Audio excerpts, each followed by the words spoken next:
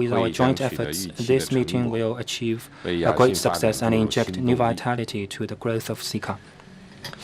Now I have the pleasure to give the floor to Foreign Minister Ahmet Davutoglu, Special Representative of the Turkish President as the incumbent CICA chairman.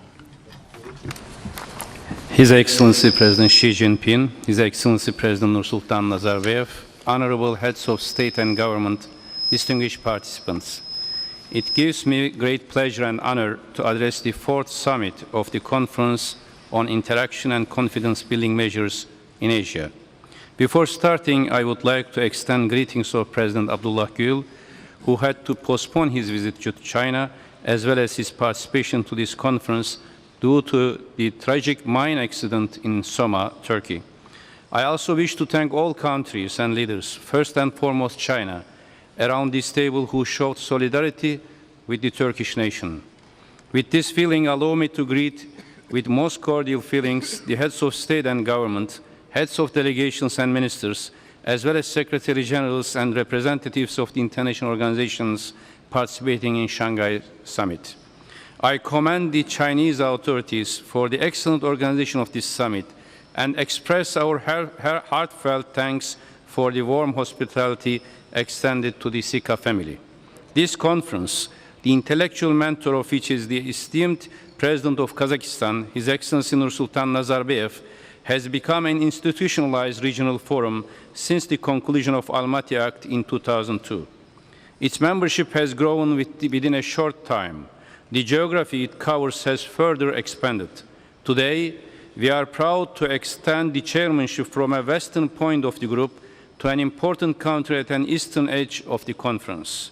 This vast geography actually confirms the importance of the Silk Road, as our Chinese friends very well demonstrated with their rich culture last night. But today, in addition to enlarged cooperation of the past, CICA also aims to establish security cooperation in a geography where more than 4 billion people live. As a founding member, Turkey has given strong support to CICA ever since its inception. In close cooperation with our partners, we have shown how a visionary ideal can yield concrete results. Distinguished participants, I would like to categorize my remarks in 3 dimensions: what we are facing today, what Turkish chairmanship has done, and what our vision should be in the future. Firstly, what we are facing today. The world has been going through a rapid transformation process. The Asian continent seems reborn with renewed energy, dynamism, and young population in a world globalizing with an astonishing pace. Indeed, the continents, regions, and countries, which were the center of gravity of the world a century ago, are regaining their previous stature. Asia is developing rapidly and offering more prosperous lives for its peoples. However, this process confronts us with several challenges such as terrorism, organized crime, and illicit human trafficking. The scope of the traditional security concepts based on military means is now faced with a significant loss of relevance. New security concept putting democracy and human rights as the main objective and based on justice and good governance has gradually gained prominence. From this perspective, justice, good governance, and security should be seen as inseparable components. Good governance, which strives to meet the legitimate expectations of people through justice and equity, is of crucial importance for lasting peace, security, economic development, and social harmony. To achieve this objective, a comprehensive security approach that encompasses political, military, economic, and human dimensions is called for. Secondly, what Turkish chairmanship has done. For Turkey, enhancing multilateral cooperation and dialogue has been a priority when we assumed the chairmanship of CICA at the 2010 Istanbul Summit. Since then, we strive to contribute to the establishment of dialogue and cooperation based on comprehensive concept of security, taking into consideration the 5 dimensions of CICA's confidence-building measures. Namely, these 5 dimensions are military, political, new challenges and threats, economic, environment, and human. To this end, the Turkish chairmanship took the initiative to convene an informal meeting of ministers of foreign affairs once in every 2 years. Ministerial meetings are the central forum for consultations and in-depth examination of issues related to CICA activities. The 2 informal foreign ministers' meetings were held in New York in 2011 and 2013, at the margins of the UN General Assembly.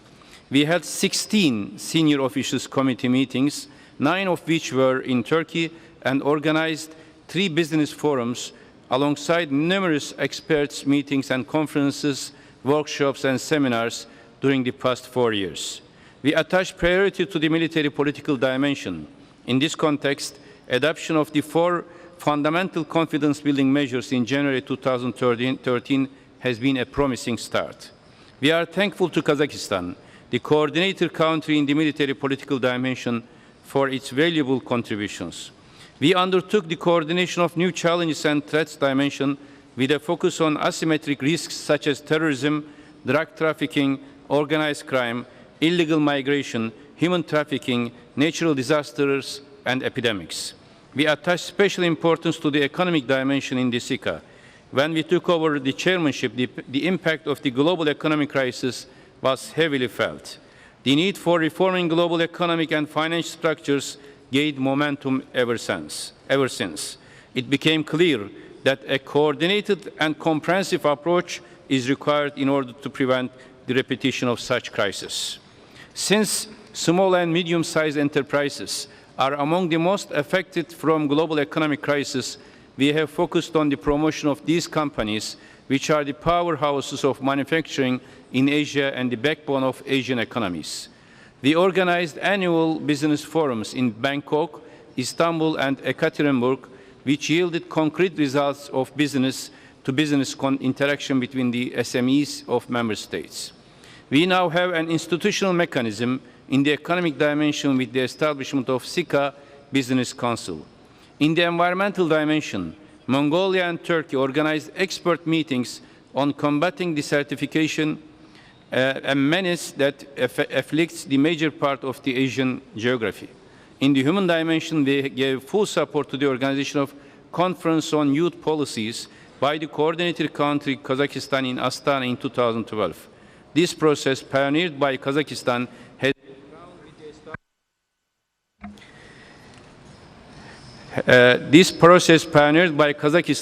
has been crowned with the establishment of the institutional framework for the CICA Youth Council.